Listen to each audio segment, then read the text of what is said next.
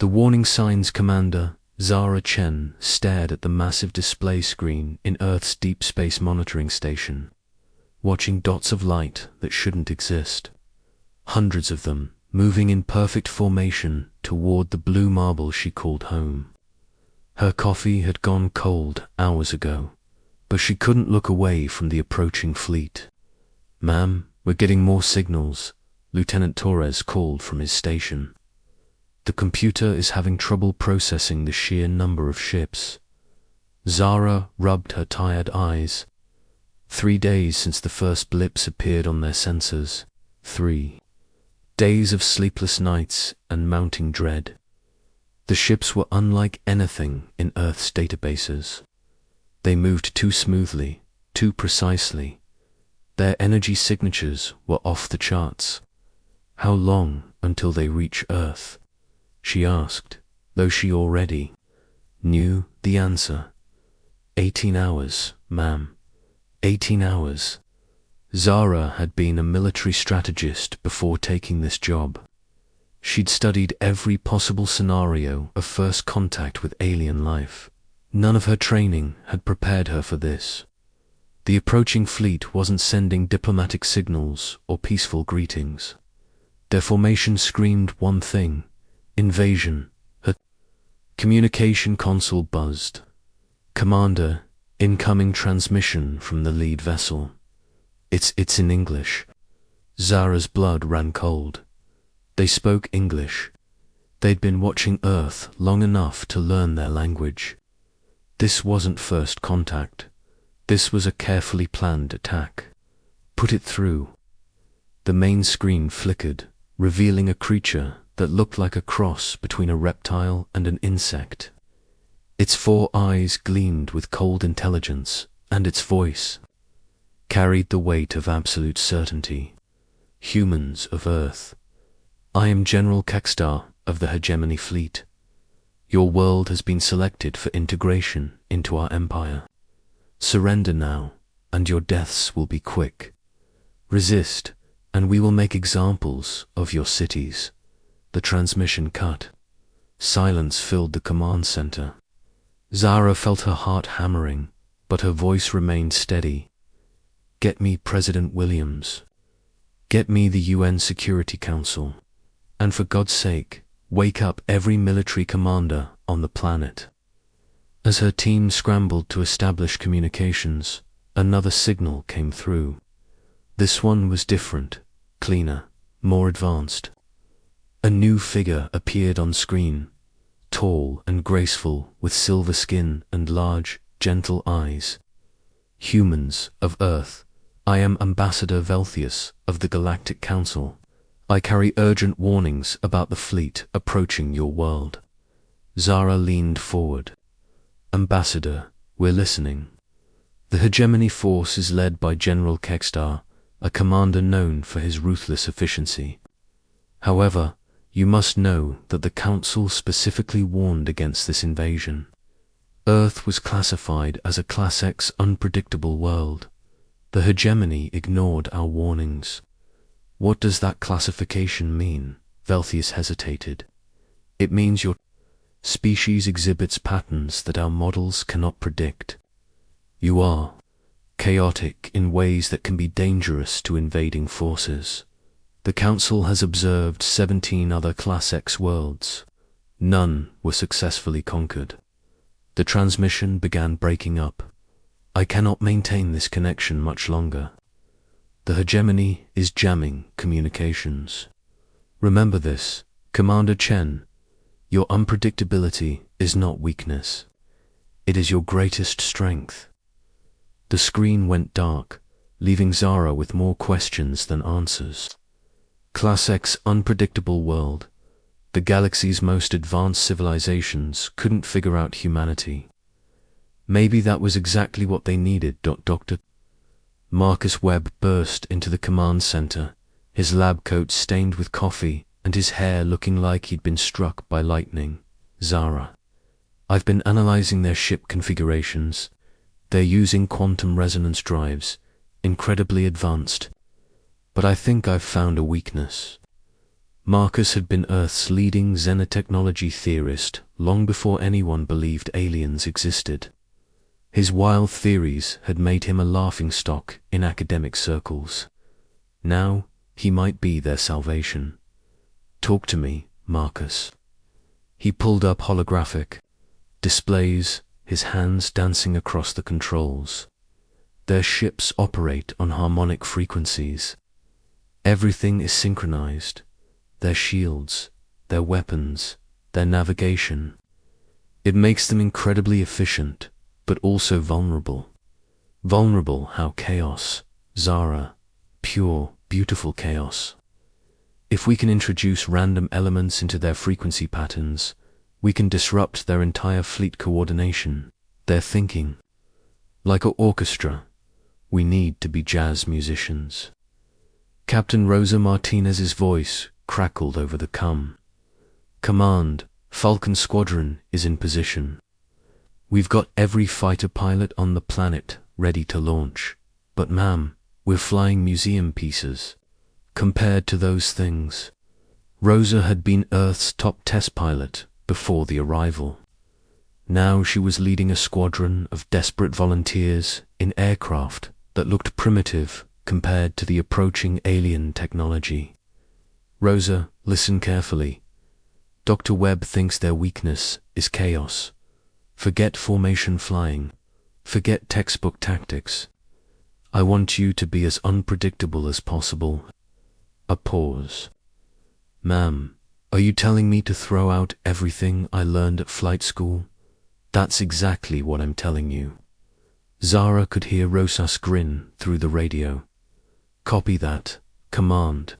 Falcon Squadron going full chaos mode." The first wave hit Earth's atmosphere at dawn. Massive ships, each one the size of a city block, descended through the clouds with terrifying grace. Their weapons began charging, targeting major population centers. But as they entered the lower atmosphere, something unexpected happened. Earth's defenders attacked in ways no tactical computer could predict. Rosa's fighter squadron split in two. Individual units, each pilot flying like their life depended on being impossible to track. They wove between the alien ships, firing at random intervals, never holding formation for more than seconds. Some pilots flew upside down, others performed barrel rolls mid-attack. One pilot began flying in figure-8 patterns while singing opera over the radio. The hegemony's targeting systems went haywire. Their computers, designed to track coordinated military responses, couldn't lock onto targets that made no strategic sense. Meanwhile, Dr. Webb had rigged every radio tower on Earth to broadcast random frequencies. Music, talk shows, emergency broadcasts, and pure static flooded the airwaves. The alien ships' harmonic coordination began breaking down as their systems tried to filter through the chaos. In Moscow, a group of hackers managed to access a crashed alien probe and began broadcasting Earth's internet directly at the approaching fleet. Memes, cat videos, social media arguments, and cryptocurrency ads flooded alien communication channels. General Kekstar stood on his command bridge, watching his perfect invasion plan crumble. His tactical officers were panicking, their screens filled with error messages and system failures. "General, our formation integrity is down to 30%. The humans' response patterns don't match any known military doctrine." Kekstar studied the tactical display. Earth's fighters were attacking in what appeared to be completely random patterns. Their ground forces were using improvised weapons that shouldn't work but somehow did. One human unit had strapped rocket engines to construction equipment and was using bulldozers as assault vehicles. "Analysis," he commanded. "Sir, they're not following any coherent strategy. Individual units are acting independently with no central coordination. It's as if each human is inventing their own tactics in real time. For the first time in his military career, Kexter felt uncertain. He'd conquered 47 worlds using the same systematic approach: analyze the enemy's patterns, exploit their weaknesses, overwhelm with superior technology and coordination.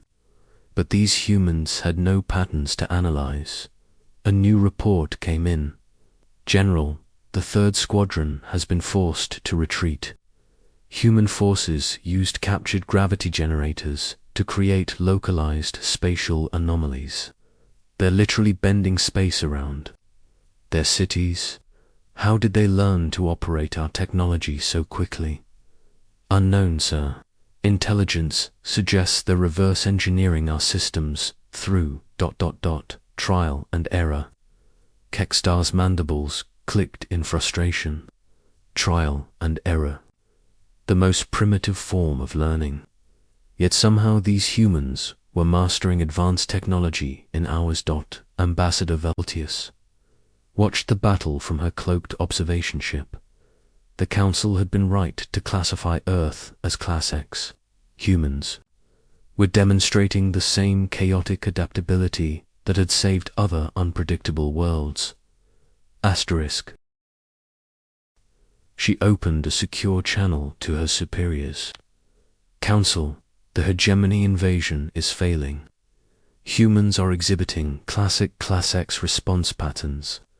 They're adapting faster than the invaders can adjust. What is your assessment, Ambassador? The observed a group of human children who had somehow turned a playground into a functional anti-aircraft battery using alien technology and swing sets. Council, I believe we may have underestimated this species. They're not just unpredictable, they're impossibly creative. Back on Earth, Commander Zara Chen coordinated the defense from her station. Reports flooded in from around the globe. In Tokyo, origami artists were folding alien metal into defensive barriers. In Snow Polo, samba dancers were using rhythm to confuse alien audio sensors. In Cairo, archaeologists were combining ancient Egyptian engineering with alien power sources. Commander, Lieutenant Torres called out, "We're getting reports that some alien forces are defecting." What do you mean defecting? 3 hegemony ships have broken formation and are requesting asylum. They're claiming they want to surrender to Earth forces. Zara stared at the tactical display. In 18 hours, humanity had gone from facing annihilation to having enemy forces switching sides. She thought about Ambassador Velthius' words about unpredictability being their strength. Dr. Webb's voice came over the cum, excited as always. Zara, you need to see this. The aliens who defected. They're saying they've never encountered a species like us. We're showing them possibilities they never imagined. As night fell over the battlefield, General Kextar made a decision that would echo across the galaxy. He opened a channel to Earth's defenders. Commander Chen, I request a ceasefire. The hegemony ... wishes to negotiate. Zara looked around her command center at the exhausted but determined faces of her team. 18 hours ago, they'd faced impossible odds. Now, the galaxy's most feared invasion force was asking for terms. General Kextar, we're listening. But understand this, Earth doesn't surrender. Earth survives. And now, Earth remembers. The first day of what historians would call the Chaos War was over. But across the galaxy, other civilizations were taking notice. The humans of Earth had done something unprecedented. They'd turned their greatest weakness, their unpredictability, into their most powerful weapon. And in the depths of space, the Galactic Council began drafting new protocols. Earth would no longer be classified as just another primitive world. It would be recognized as something far more dangerous and far more valuable, a world of infinite possibility. Asterisk, the galaxy remembers why the ceasefire lasted exactly 6 hours before everything changed forever. Not because the fighting resumed, but because humanity did something that would reshape the galaxy's understanding of what was possible. Dr. Marcus Webb stood in what used to be a shopping mall in Denver, now converted into the strangest laboratory the universe had ever seen. Alien prisoners sat at tables next to human engineers, working together to rebuild crashed hegemony fighters. Children drew diagrams on whiteboards while four-armed hegemony technicians nodded thoughtfully at their suggestions. "This shouldn't be possible," murmured Subcommander Vexai, a young hegemony officer who had defected during the first day's chaos. She watched a human teenager successfully modify a quantum drive, using nothing but intuition and a screwdriver. Marcus grinned, his hair even wilder than usual. "That's what makes us special, Vexai. We don't know what's impossible until after we've already done it." The breakthrough had come when the first hegemony prisoners were brought to Earth's improvised detention centers. Instead of traditional interrogation, the humans had done something unprecedented. They'd offered the aliens coffee and asked if they wanted to help fix their broken ships. Commander Zara Chen received the report at 0300 hours and nearly choked. On her coffee, they did what? "Ma'am, the prisoners in Denver are voluntarily sharing technical specifications. They say they're fascinated by human engineering approaches. Apparently, we do things they never considered possible." Captain Rosa Martinez walked into the command center, her flight suit still smoking from her latest sortie. She'd been testing a hybrid fighter, half human construction, half alien technology, held together with determination and what the engineers cheerfully called creative problem-solving. "Zara, you're not going to believe this. The new hybrid fighters are outperforming both human and alien designs. The hegemony defectors are calling it impossible engineering." "What makes it impossible?" Rosa pulled up a holographic schematic. "According to every known law of physics, this engine configuration should explode the moment we turn it on. But it works because we're using chaos theory to stabilize the quantum fields. We're literally making the impossible stable by making it more chaotic." General Kekstar stood in his command ship, staring at reports that challenged everything he thought he knew about warfare and technology. His remaining loyal forces were requesting permission to withdraw, but he couldn't stop reading the intelligence reports about what was happening on Earth's surface. "General," his aide reported, "we've confirmed that humans have successfully reverse-engineered our quantum drives in less than 72 hours. They've also improved them." "Improved them how?" "They've made them more efficient by introducing what they call controlled randomness into the quantum matrix. Our engineers say it violates the fundamental principles of quantum mechanics." Kekstar's mandibles clicked in what his species recognized as deep thought. "And yet, it works." "Yes, sir. More disturbing, sir, our defected personnel report that humans are teaching these techniques to anyone willing to learn. They're not keeping the technology secret." That was what truly shocked the hegemony command. In galactic civilization, advanced technology was hoarded, controlled, used as leverage. But humans were sharing their discoveries with former enemies, asking only that they help make the technology better. Ambassador Velthius materialized on Kekstar's bridge through quantum transmission, her expression grave. "General, the Council has made a decision. You must withdraw your forces immediately."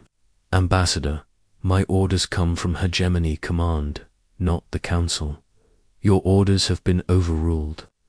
"General, do you understand what's happening on that planet?" Kekstar gestured. At his tactical displays, humans are exhibiting unprecedented technological adaptation rates. They're creating hybrid technologies that shouldn't function. It's more than that. Velthi's activated her own holographic display, showing footage from across Earth. Look at this. In Mumbai, human artists are working with your defected engineers to create new forms of faster-than-light communication based on aesthetic principles. In Lagos, doctors are combining human medicine with hegemony biotechnology to cure diseases that have plagued both species for millennia. The images continued. In São Paulo, musicians were composing songs that somehow optimized quantum computer processing.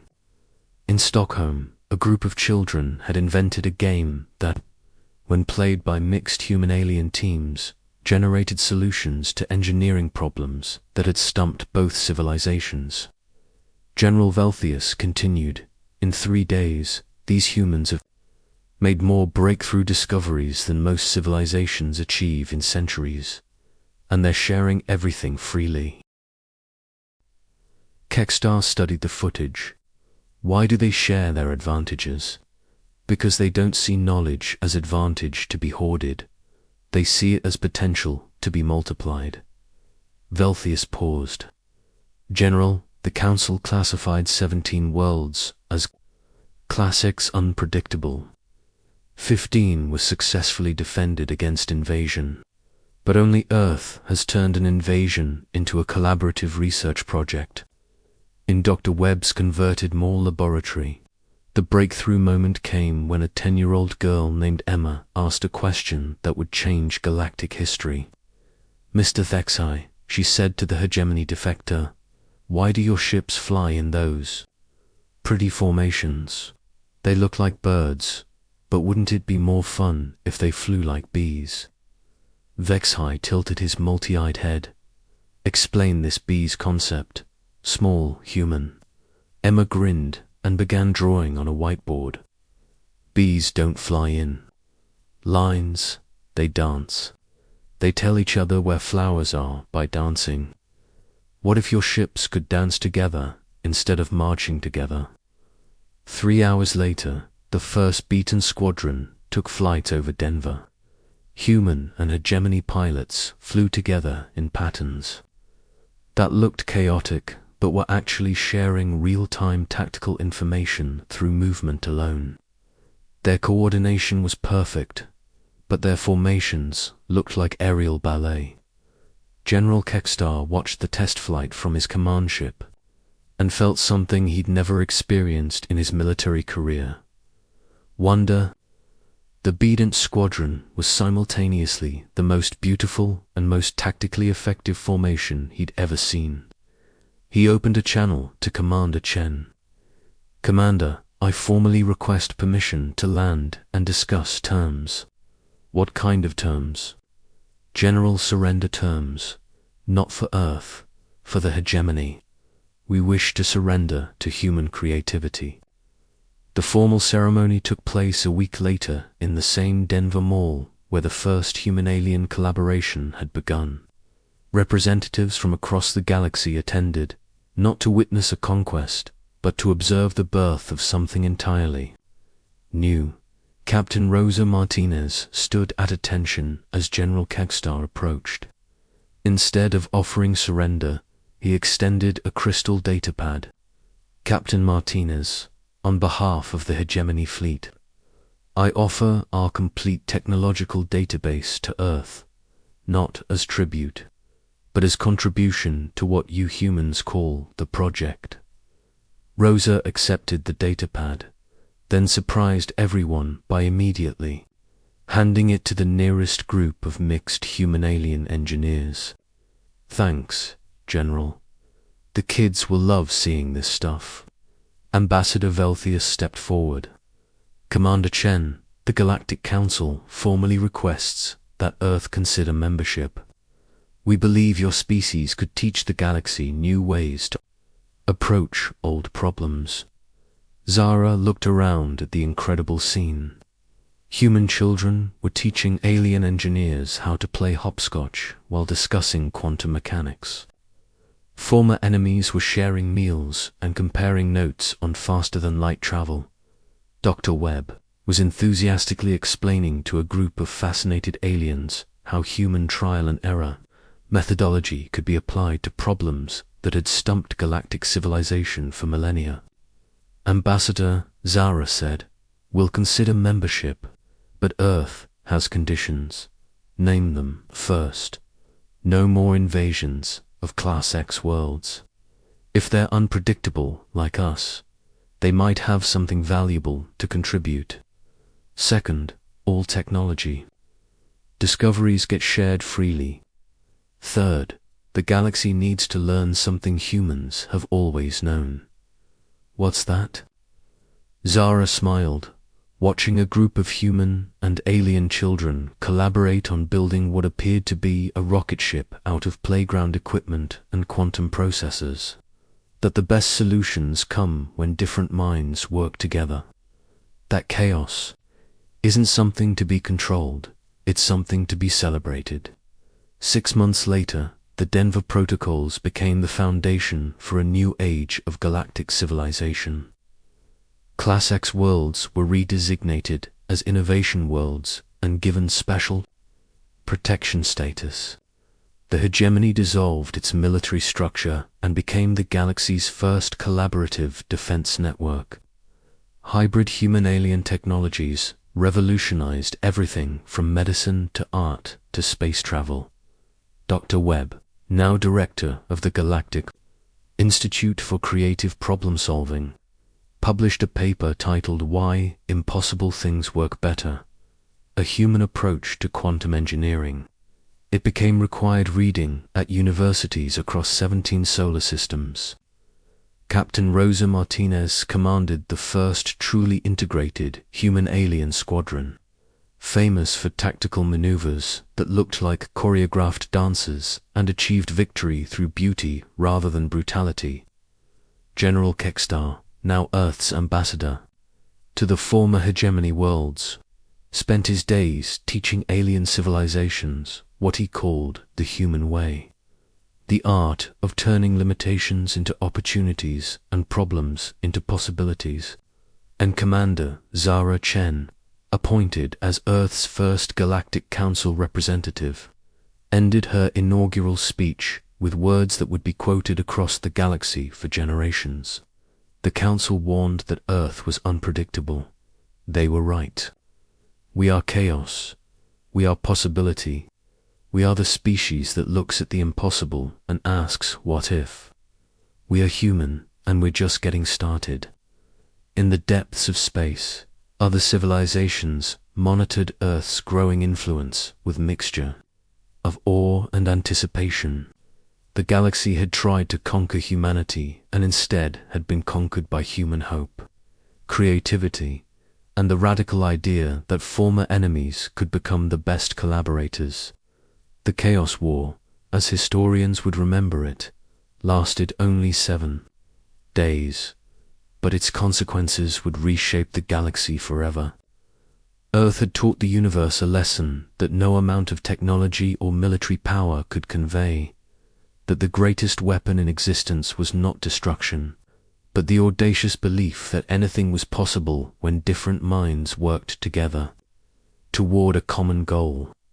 And across the galaxy, on worlds that had never known hope, the children began to dream of impossible things. See asterisk.